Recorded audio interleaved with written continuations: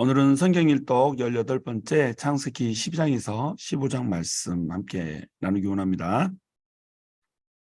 창조 시대가 창조, 타락, 홍수, 바벨 네 가지 주요 사건으로 이루어졌다고 그랬죠. 에덴을 창설하고 하나님의 나라를 세우고자 했으나 인간들이 스스로 왕이 되고자 함으로 말미암아서 결국 쫓겨나게 되는 것을 봤습니다. 그게 이제 타락이죠. 그런데 쫓겨난 사람들이 또 그곳에서 더욱더 타락함으로 말미암아서 하나님께서 홍수 심판을 내리는 것을 봤어요. 그리고 홍수 심판에서 살아남은 노아의 가족들이 퍼지는 과정에서 또 바벨탑으로 모여가지고 더 이상 흩어지지 않기를 원하고 대를 쌓고 하나님께로 올라가서 다시 하나님께 도전하는 모습으로 벌어지고, 이 바벨탑이 끝나면서 셈의 족보가 이어지고 있는 겁니다. 그러니까 이 셈의 족보는 사실은 하나님의 나라를 세우게 될 한 인물을 소개하기 위한 거예요. 항상 족보는 의미가 있거든요. 사람들의 이름을 그냥 나열하는 것이 아니라 족보 끝에서 누군가를 소개하기 위해서 족보를 기록을 하는 겁니다. 바벨탑 이후에 나오는 족보는 바로 셈의 족보이고, 셈의 후손 중에서 이 아브라함이라고 하는 사람을 소개하려고 소개를 한단 말이죠. 그러면 아브라함은 왜 소개를 받고 있는 걸까요? 아브라함을 통해서 하나님께서 다시 하나님의 나라를 세우고 싶어 하는 겁니다. 그래서 아브라함을 부르시는데, 그 아브라함으로부터 시작되는 시대, 이 시대가 족장 시대예요. 그래서 족장 시대에 네 가지 주요 인물이 있는데, 네 명의 그 주요 인물이 아브라함, 이삭, 야곱, 요셉 이렇게 되는 겁니다. 우리는 이제 아브라함과 이삭과 야곱과 요셉을 창세기에서 만나게 될 거예요. 자, 그런데 바벨탑의 사건이 끝나고 나서 족보가 소개되면서 족보의 마지막이 이렇게 돼요. 11장 30절에 사레는 임신하지 못함으로 자식이 없었더라, 이렇게 끝납니다. 자, 사레는 아브라함의 아내죠. 아브라함의 아내인데 임신하지 못하는 것으로, 그래서 자식이 없는 것으로 마무리가 되고 있어요. 왜 이렇게 마무리가 될까요? 인간의 시대가 끝났다는 거죠. 하나님께서 인간을 부르는데 자기 힘으로는 결코 아들을 낳을 수 없는 자를 불러서 그 사람을 세우고 그 사람의 씨로 민족이 창대하게 만든다는 거예요. 그러니까 하나님의 나라는 온전히 하나님의 힘으로 세우겠다는 겁니다. 사람의 절망 속에서 하나님의 소망을 찾겠다는 거죠. 인간이 타락하여서 절망하여 가지고 아이를 해산하여 낳지 못하는 그런 상황 가운데 하나님께서 소망을 주겠다는 겁니다. 이 자식은 소망을 의미하잖아요. 내 이후에 이어질 소망을 얘기하는데, 자식이 없는 건 소망이 끊어진 거다. 이 세상은 사실은 하나님을 떠났기 때문에 자식을 낳지 못하는 여자와 같은 절망의 상태다. 우리가 이렇게 바라보면 되는 거예요. 그런데 31절에 보면 이제 데라가 그 아들 아브람과 아브람의 아내 사레를 데리고 갈대아인의 우르를 떠나 가나안 땅으로 가고자 하더니 하란에 이르러 거기 거류하였으며, 이렇게 돼 있죠. 아브라함을 맨 처음 부른 장소는 갈대아 우르였어요. 오른편에 지도를 보시면 우르가 나와 있죠. 갈대아 우르에서 하나님께서 아브라함을 불렀는데, 아브라함이 자기 아버지 데라를 데리고 같이 떠난 겁니다. 아버지 데라가 나이 많아서 늙었던 것 같아요. 그 늙은 이제 데라를 두고 떠날 수가 없으니까 데라를 데리고 떠나고, 조카 롯도 이제 데리고 같이 떠났죠. 그래가지고 하란으로 가서 거주를 한 겁니다. 데라는 나이가 205세가 되어 하란에서 죽었더라, 이렇게 32절에서 마무리가 되고 있죠. 자, 데라가 나이가 205세가 돼서 하란에서 죽었다라고 하는 것을 끝으로 지금 이 족보가 마무리가 되고 있어요. 자, 그러면 이제 데라가 죽었으니까 누구의 시대가 열리겠어요? 아브라함의 시대가 열리겠죠. 아버지 데라가 하란에서 죽는 그 자체가 역사적인 사건이 되는 겁니다. 왜냐하면 지금 갈대아 우르를 떠나서 지도에 보신 대로 가나안으로 가야 된단 말이에요. 이 가나안이 약속의 땅이고, 이 약속의 땅으로 들어가야 되는데 하란에서 머물러 버린단 말이죠. 왜냐하면 아버지 때문에. 그러니까 아버지가 죽어야 하란에서 떠나서 가나안으로 간다는 거죠. 그래서 하란에서 아버지가 죽는다는 이 이야기로 끝을 맺고 있는 겁니다. 드디어 하란에서 정체되었던 아브라함이 가나안 땅을 향하여서 들어가게 되는 그런 역사가 씌워지게 되는 겁니다.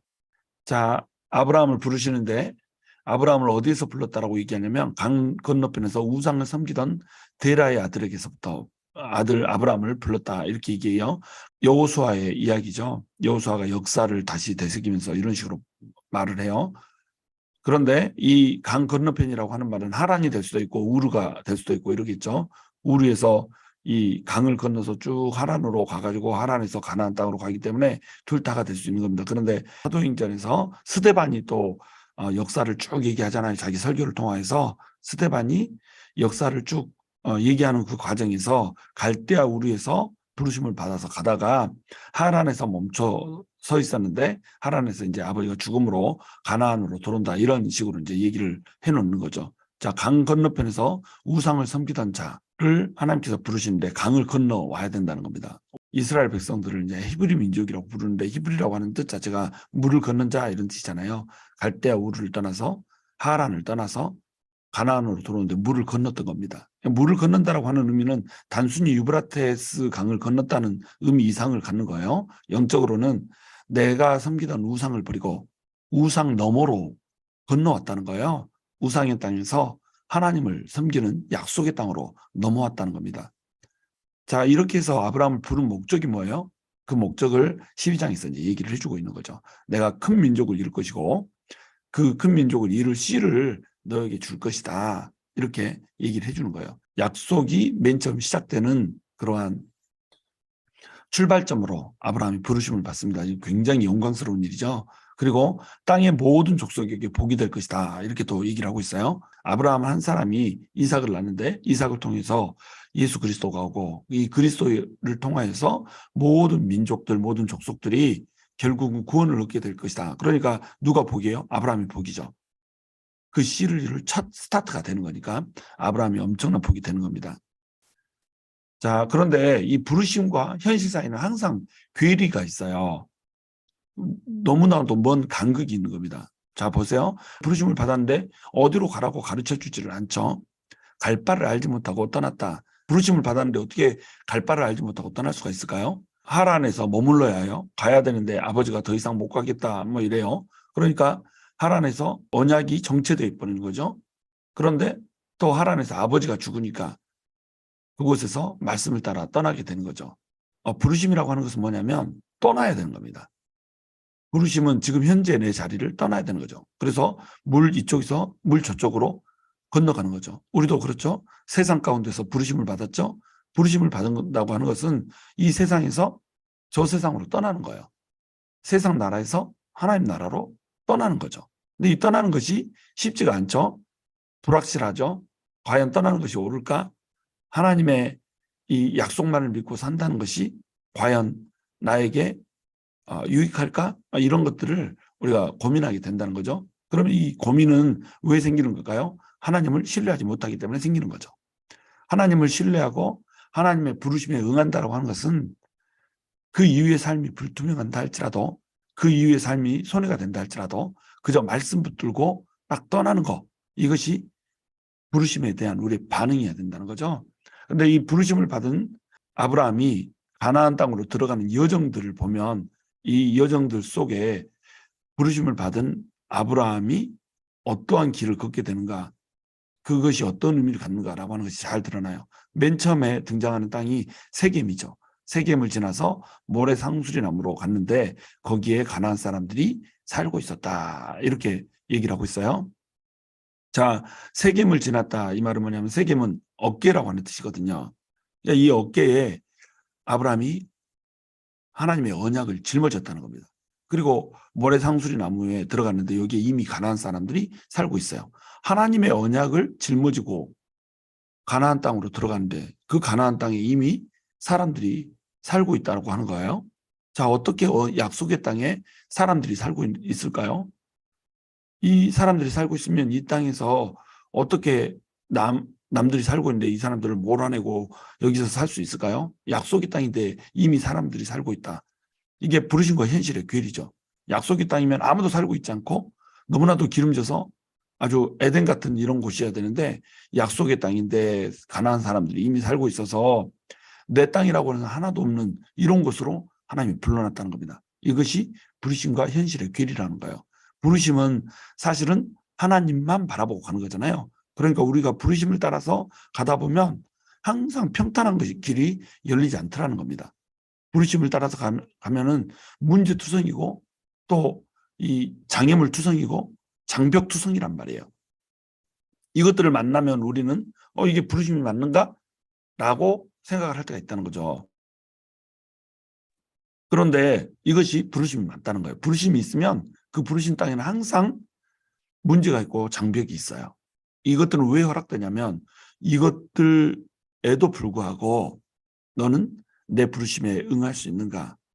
나를 바라보면서 내 부르심을 믿고 걸을 수 있는가? 이것을 하나님께서는 고백받기를 원한다는 겁니다.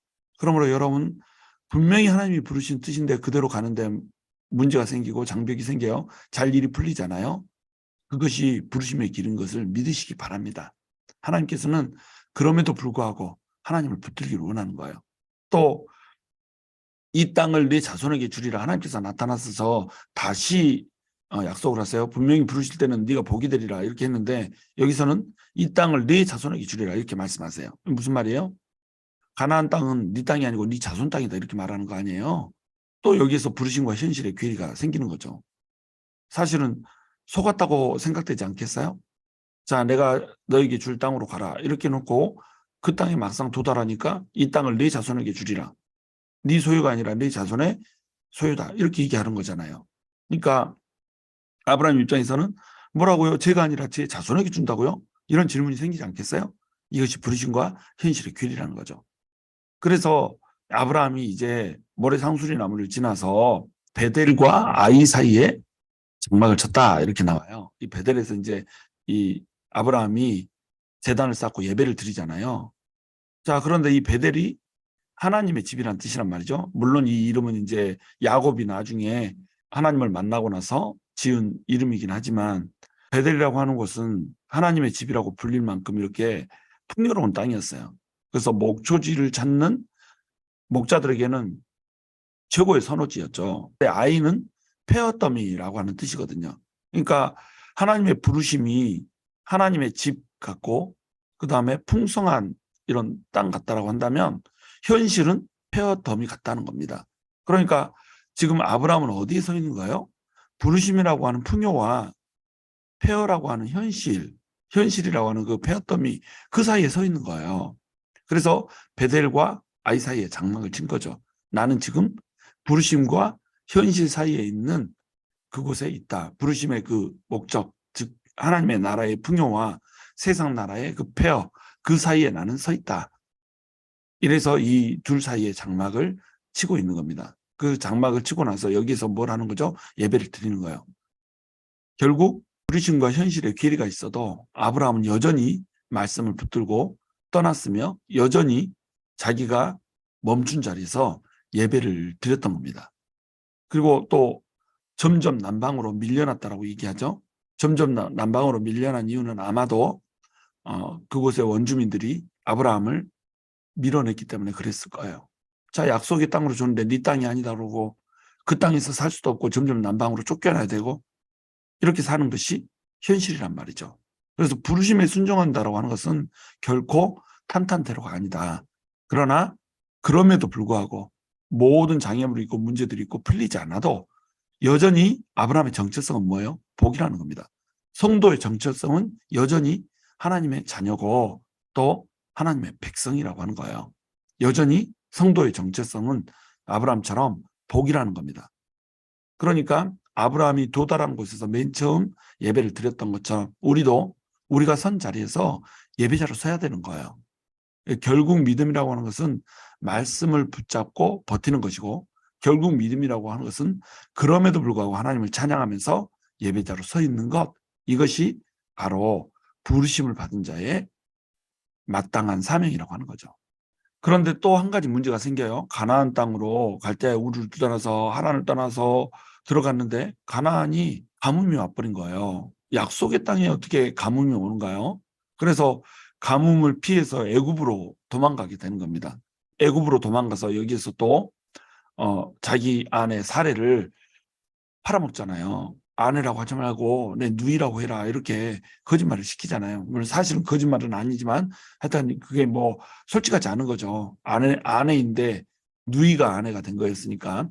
아브라함은 자기를 지킬 힘도 없었고 아내를 지킬 힘도 없었다라고 하는 거예요. 그리고 하나님의 언약을 성취할 힘도 없어요. 아내 사라를 팔아버리면 어떻게 애를 낳겠어요? 아브라함과 사례 사이에서 아이가 태어나야지 언약이 성취될 거 아니에요. 언약을 지킬 힘이 없는 겁니다. 이것이 인간의 한계. 우리도 마찬가지죠. 우리가 부르심을 받고 언약을 받았지만 이 언약을 우리가 지킬 수가 있나요? 너네는 예수님의 말씀대로 살아라. 하나님께서 주신 말씀대로 살아라. 우리가 말씀대로 살아낼 힘이 있나요? 말씀대로 살아내지 못해서 맨날 실패하잖아요. 형제를 미워하지 말라는데 미워하고 원수까지도 사랑하고 축복하라는데 원수는 죽어도 용서할 수 없고 내 옆에 사랑해서 결혼한 아내도 사랑하지 못하는데 어떻게 원수를 사랑합니까? 나에게 이 은혜를 베풀어 준 사람들도 끝까지 사랑 못하는데 어떻게 원수를 사랑해요? 근데 하나님의 약속의 말씀은 원수까지도 사랑하라, 축복하라 이렇게 얘기하잖아요. 그러니까 우리는 사실은 내 자신을 지키는 힘도 없고 언약을 성취할 힘도 없는 거예요. 근데 이 언약은 누구에 의해서 성취되는 거예요? 오직 하나님의 은혜와 권능으로서 언약이 성취된다고 하는 겁니다. 이것이 언약의 귀한 속성이죠. 언약이 우리에게 이 귀하고 또 소중한 이유는 뭐예요? 이 언약이 나에 의해서 성취된 것이 아니라 하나님의 은혜와 권능으로 성취된다고 하는 겁니다.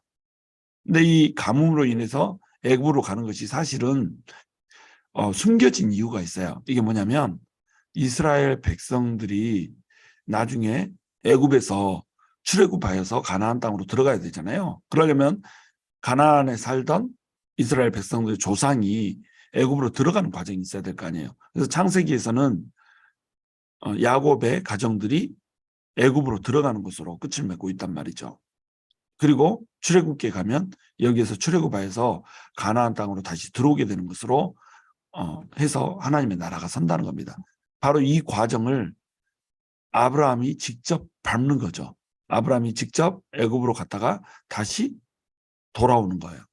이것이 이제 구속사를 작은 모양으로 축소판으로 예표를 해놓는 겁니다. 자기 아내를 팔아먹고 혼자 살려고 했던 아브라함의 치욕적 삶 속에 구속사의 그림이 담겨 있다는 거죠. 아브라함이 기근을 피해서 애굽으로 가죠. 이스라엘도 기근을 피해서 애굽으로 가죠. 여기서 이제 이스라엘은 야곱을 얘기하는 거예요. 야곱을 위시로 한 야곱의 그 가족 70명이 애굽으로 들어가죠. 기근을 통해서 애굽으로 들어가요. 아브라함은 남자가 죽을 걱정을 하죠. 그런데 이스라엘은 어때요? 나중에 모세 시대 때 남아들이 다 죽고 여아가 살죠. 그 다음에 아브라함은 재산을 얻어서 떠나죠. 이 바로 왕이 사라가 아브라함의 아내라고 하는 것을 알고 재산을 줘가지고 떠나버리는 장면이 나옵니다. 이거하고 똑같이 이스라엘도 출애굽할 때에 은금 패물을 다 안고 얻어서 이렇게 떠나게 되는 거죠. 그리고 아브라함은 재앙으로 인해서 해방이 되죠. 이 바로의 가문에 재앙이 임해요. 사례를 맞이했다는 이유로. 그래서 이 재앙 때문에 이제 아브라함에게 재물을 주고 떠나게 만드는 거죠. 그런데 이스라엘도 어때요? 10가지 재앙 때문에 금은 패물을 너네 이거 가지고 얼른 떠나라 해가지고 주어서 이렇게 떠나게 되는 거죠. 그리고 바로가 나가라고 명령하죠. 또 이스라엘도 어때요? 바로가 나가라 명령하고. 출애굽의 그림을 아브라함이 기근을 피해서 애굽으로 간 것으로 그려주는 거예요. 그냥 기근이 생겨서 가는 게 아닙니다. 그러니까 나중에 기근이 생겨서 이삭도 애굽으로 가려고 하는데 이삭은 애굽으로 가지 못하게 하고 그랄지방에 머물게 만들잖아요. 왜냐하면 아브라함을 통해서 그림을 이미 보여줬단 말이에요. 이삭을 통해서 그림을 보여줄 필요가 없는 겁니다. 그러니까 이삭은 애굽으로 가는 대신 그랄지방에 이제 머물면서 거기서 살게 되는 이런 그림으로 그려진다고 하는 거죠. 아브라함과 이스라엘의 차이는 바로가 족장보다 나아요. 바로가 아브라함보다 낫습니다. 아브라함은 아내를 팔아먹지만 바로는 네가 나에게 죄를 짓게 만들 뻔했다 막 이러면서 아브라함을 책망하죠. 그런데 이스라엘이 출애굽할 때는 바로가 완강하게 맞서고 아브라함 같은 경우는 치욕적인 침묵으로 떠나죠. 아브라함은 아무 할 말 없이 이 사례를 팔아먹었다는 그것에 대한 책망을 바로한테 들으면서 입을 닫고 이제 나오게 되는데 이스라엘은 홍해의 승리로 이곳을 떠나게 되는 이런 그림으로 그려져 있다. 이런 차이가 있지만 결국은 이 구속사를 통해서 뭘 보여주고 있어요? 아브라함을 통한 이 출애굽기 사건을 예표하는 걸로 지금 떠나고 있다는 겁니다. 자, 이 그림은 그러니까 어떤 그림을 우리한테 제시하고 있어요? 성도의 치욕에도 불구하고 여전히 성도는 하나님의 자녀고 하나님의 의라는 거예요. 아브라함이 그렇게 수치스러운 모습을 보였어도 여전히 아브라함은 하나님의 백성이라고 하는 거죠. 또 성도의 연약함에도 불구하고 여전히 성도를 통해 하나님의 나라는 세워진다고 하는 겁니다. 성도가 아브라함처럼 이렇게 연약한 모습, 언약을 도무지 이룰 수 없고 자기 자신도 자기 아내도 지킬 수 없는 모습을 보인다고 하더라도 하나님께서 일하시고 하나님께서 하나님의 나라를 성도를 통해 세워내신다는 거예요.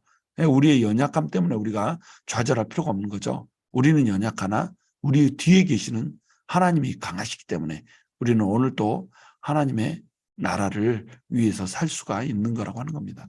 자, 그런데 이제 또 문제가 생기죠. 아브라함이 너는 본토 친척 아비 집을 떠나서 내가 약속할 땅으로 가라 이렇게 말씀하셨는데 롯이라고 하는 자기 조카를 데리고 가요. 이 조카는 사실은 떠나야 되는 사람이었던 거죠. 본토 친척을 떠나라고 하는데 친척 롯을 데리고 갔으니까 이건 옳지 않은 거죠. 그러니까 이 소유가 너무 많아가지고 말라가 아니라 많합니다. 소유가 너무 많아서 서로 아브라함과 롯이 갈라서야 되는 이러한 상황이 된 거예요. 그런데 롯은 탐욕의 영성을 가지고 있죠. 아브라함은 배려의 영성을 가지고 있죠. 그래서 네가 아무 땅이나 선택해라. 네가 좌하면 나는 우하고 네가 우하면 내가 좌한다. 이렇게 했는데 롯이 요단 동편에 있는 땅을 선택을 해요. 그게 이제 소돔과 고모라 땅이죠. 지금은 없어졌지만 나중에 이제 소돔과 고모라가 사해에 묻혀버렸지만 그 당시에는 소돔과 고모라 땅이 골짜기에 있는 땅이었기 때문에 너무나도 기름진 땅이었다는 겁니다. 그래서 이 소돔과 고모라 땅을 롯이 선택을 해요. 여호와의 동산 같고 에덴 같은 땅을 롯이 선택을 하죠. 그런데 아브라함은 가나안 땅에 머물죠. 탐욕의 영성을 가진 롯이 자기 원하는 곳, 가장 아름다운 것을 골라서 갈 때에 이 아브라함은 롯이 고르는 그 땅이 아닌 그냥 이 가나안 땅에 머물게 된다라고 하는 겁니다. 이것이 언약을 붙든 자의 삶이라는 거예요. 언약을 붙든 자는 땅이 나를 부욕해 하는 게 아니에요. 하나님이 나를 부욕해 하는 거죠. 그러니까 소유가 너무 많아가지고 갈라서는 지경까지 만든 이것이 누구예요? 바로 하나님이잖아요. 그러니까 우리는 하나님을 붙들어야 돼요. 하나님이 계신 곳이고 에덴이죠. 결국 이 탐욕을 따라서 소돔과 고모라를 선택한 롯은 어떻게 되죠? 여호와의 동산 같고 에덴 같은 그 땅을 내 눈에 보이기에 좋은 땅이라고 선택했지만 결국 멸망하게 되잖아요. 그런데 아브라함은 어때요? 아브라함은 그저 어떤 땅이 됐건 그 땅에 하나님만 계시면 된다라고 하는 생각을 가지고 있는 거죠. 그러니까 남을 배려할 수가 있는 거예요. 남을 배려할 수 있다라고 하는 것은 어떤 거냐면 내가 남을 위해서 배려하고 남이 좋은 것을 선택하게 만들고 내가 제일 마지막 것을 제일 끝물을 선택한다고 해도 하나님이 나랑 같이 계시면 그곳이 곧 에덴이라고 하는 사실을 믿는다라고 하는 겁니다. 이것이 아브라함의 믿음이었죠. 그래서 롯을 떠나보내고 나니까 그때야 이제 언약이 구체화되는 겁니다.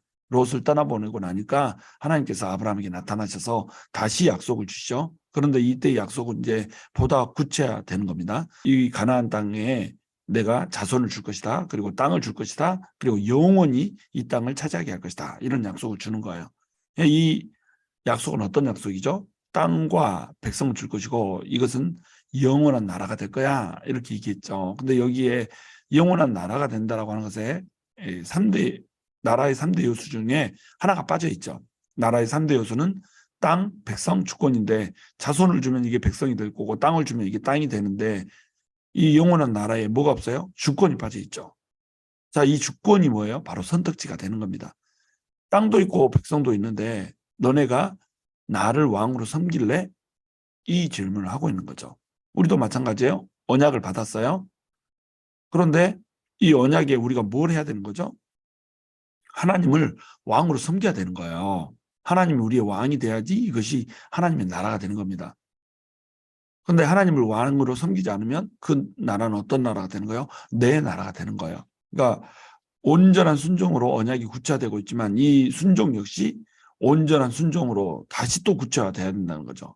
이게 뭐예요? 하나님을 진정한 왕으로 모실 때, 하나님을 나의 하나님으로 모실 때 우리는 이 언약을 온전히 취할 수가 있다고 하는 겁니다.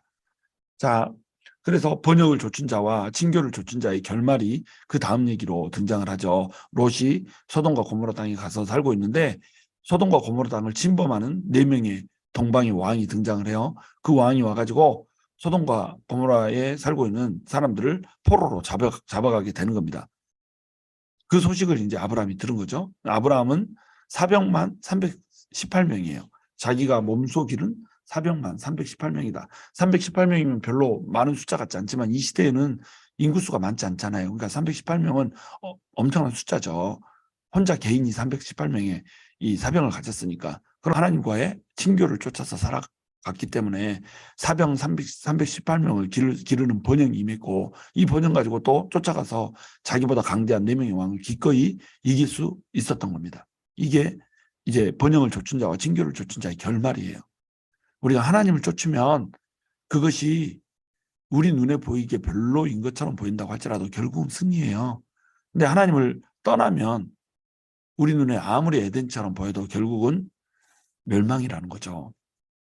여기에 이제 또 축복하는 자와 저주하는 자가 등장을 합니다. 멜기세덱이라고 하는 살렘 왕이 등장해서 아브라함을 축복하죠. 아브라함을 축복한 멜기세덱은 아브라함으로부터 11조를 받고 또 축복을 받게 되죠. 또 소돔 왕은 무례와 탐심으로 반응을 하죠. 자, 그래가지고 소돔 왕이 결국은 어떻게 돼요? 소돔이 완전히 멸망하게 되잖아요. 아브라함에게 준 약속이 있죠. 너를 축복하는 자는 내가 축복하겠고 너를 저주하는 자는 내가 저주할 것이다. 이 말이 문자 그대로 이루어지고 있는 겁니다. 자, 이제 소돔과 고모라는 멸망하게 될 거예요. 소돔 왕이 그 무례와 탐심으로 인해서 또 소돔의 그 탐욕과 그다음에 타락으로 인해서 멸망을 하게 될 겁니다. 그런데 이것이 예언이 되어지죠. 그러면 롯은 소돔으로부터 도망을 가야 되겠죠. 그런데 롯이 여전히 소돔 지방에서 살고 있는 거예요. 탐욕의 땅, 또 타락의 땅에서 하나님의 백성이라고 하는 사람이 여기서 살고 있다라고 하는 겁니다. 자, 여기서 이제 멜기세덱이 등장하는데 멜기세덱은 우리 예수님을 예표하죠. 그래서 히브리서에는 멜기세덱의 반차를 타고 이 예수님이 왔다 이렇게 얘기하죠. 이 말이 무슨 뜻이냐면 모든 제사장은 아론의 순서를 타고 오는 거예요. 그런데 예수님은 제사장이면서도 불구하고 아론의 순서를 타고 육신의 순서를 타고 온 분이 아니라는 거죠. 멜기세덱이 어디에서부터 와서 어디로 가는지를 우리는 알지를 못해요. 그런데 예수님도 어디로부터 온지를 우리가 알지를 못하죠. 왜냐하면 육신으로 온 분이 아니기 때문에. 그리스도는 하늘로부터 왔잖아요. 그러니까 멜기세덱의 순서를 타고 왔다. 그래서 이 멜기세덱이라고 하는 인물이 왜 등장하냐면 바로 구속사 속에서 등장하게 될 우리 예수님을 예표하기 위해서 등장을 한다라고 하는 겁니다. 자, 여기서 이제 멜기세덱이라고 하는 이름의 뜻이 뭐냐면 공의의 왕이란 뜻이에요. 멜기가 이제 왕이고 세덱이 공이란 뜻이죠. 그래서 멜기세덱 그러면 공의의 왕이 되는 거예요. 근데 이 멜기세덱을 뭐라고 불러요? 살렘 왕 멜기세덱 이렇게 부르죠. 그러니까 평화의 왕이죠.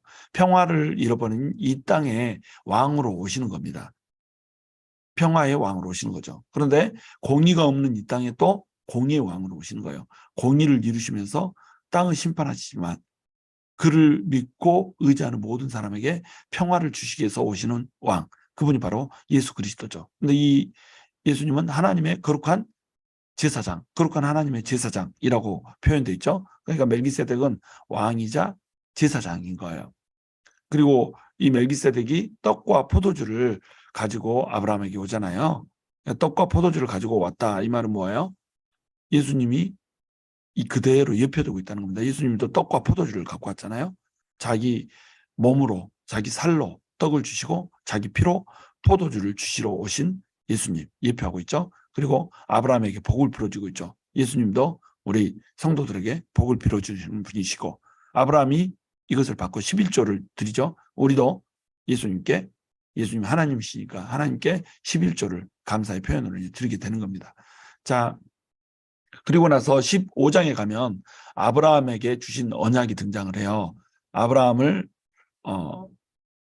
부르셔서 하나님께서 이제 여러 가지 언약을 주는데 15장에는 횃불 언약이 등장을 하게 되는 겁니다.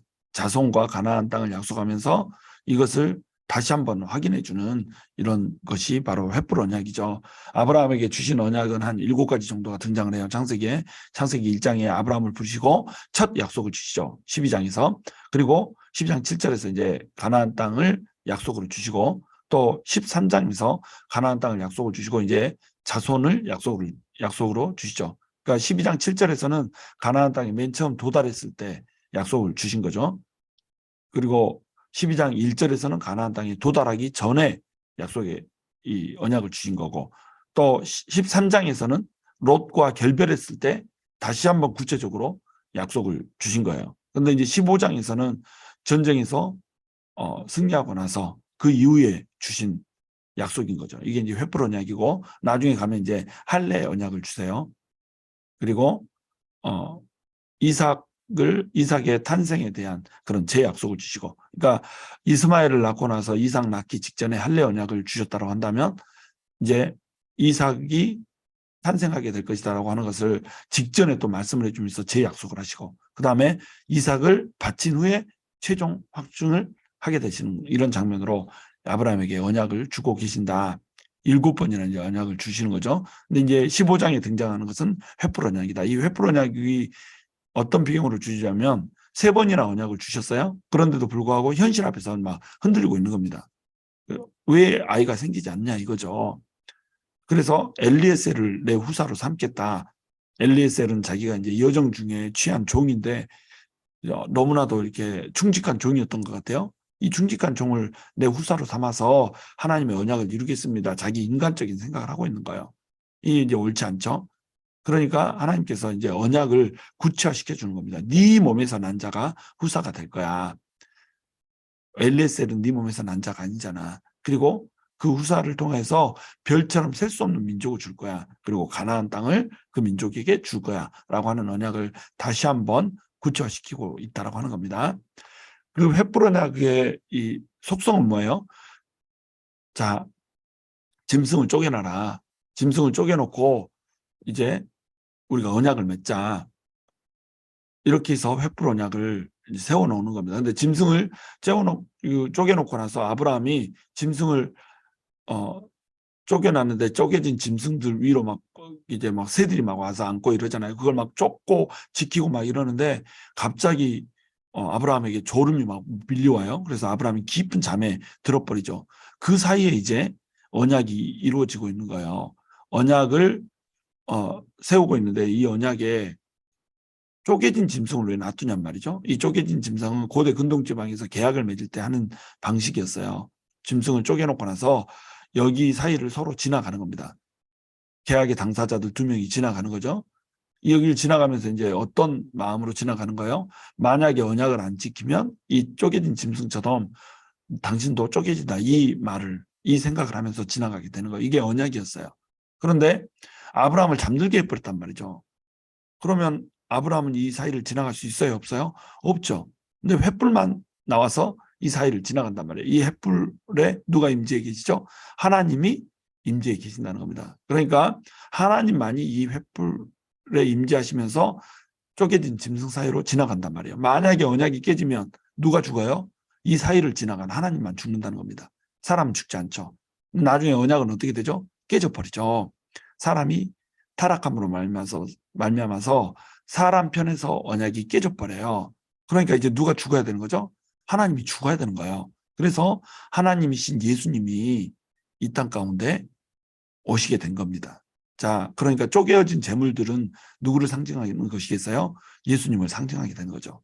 결국 인간으로 인해진 쪼개진 언약 때문에 하나님이신 예수님께서 쪼개어진 재물들처럼 쪼개져서 십자가에서 못 박혀 죽어주신 겁니다. 이게 하나님의 언약이에요. 너네는 늘 실패하고 너네는 늘 내 앞에서 무너지고 넘어지지만 내가 언약을 성취할 거야. 내 가장 귀한 아들인 그리스도를 보내서라도 그 피를 흘리게 하고 쪼갤지라도 내가 너네를 위해서 베풀어준 그 구속의 언약을 성취할 거야 라고 하는 메시지를 주고 있다고 하는 겁니다. 그런데 이때 이 재물들 중에 쪼개지지 않은 재물 있죠. 비둘기는 쪼개지지 않았어요. 비둘기는 산비둘기와 지푸들기 새끼를 같이 재물로 내놨는데 이것들은 쪼개지 않고 그대로 놔뒀죠. 근데 비둘기는 뭘 상징하죠? 바로 성령님을 상징하죠. 나중에 예수님께서 세례받고 올라오실 때에 비둘기처럼 성령님이다 이렇게 얘기하죠. 그렇게 기록한 이유가 또 따로 있는 겁니다. 왜냐하면 창세기에서 비둘기가 쪼개지지 않았단 말이에요. 그러니까 이 비둘기는 성령님을 얘기하는 겁니다. 예수님은 쪼개지시는데 성령님은 쪼개지지 않고 우리 안에 들어오셨단 말이죠. 그러니까 이 성령님이 쪼개지지 않은 것으로 예표됐다. 이것은 무슨 뜻이에요? 이 성령님이 우리의 구원을 온전케 한다는 거예요. 우리 안에 온전히 존재하시면서 우리를 온전케 해주시고 이 성령님 때문에 이것이 도장이 돼서 우리가 하나님께 구원을 받게 된다고 하는 것을 예표를 하고 있다고 하는 겁니다. 자, 이 이야기를 통해서 하나님께서는 어떤 것을 우리에게 주고 계신가요? 바로 하나님께서는 우리가 실패하고 또 넘어진다고 할지라도 언약 가운데 부르심 받은 백성이라고 하는 것을 말해주고 있는 겁니다. 그 백성들은 어때요? 하나님의 언약 붙들고 사는 겁니다. 부르심을 좇아서 현실과 또 부르심의 바라봐야 될 장소가 너무나도 괴리되어 있고 떨어져 있다 할지라도 예배자로 서서 하나님의 부르심에 순응하면서 순종하면서 우리가 가야 된다고 하는 거예요. 그 여정에서 우리가 넘어지고 그 여정에서 우리가 또는 실패한다 할지라도 하나님께서는 하나님의 그 언약 때문에 결국 우리를 하나님의 그 구원의 나라로 하나님의 그 언약대로 이끌고 가실 거라고 하는 거, 이것을 절대적으로 신뢰하면서 우리는 가야 된다고 하는 겁니다. 그것이 바로 성도요. 그것이 바로 하나님의 백성인 것입니다.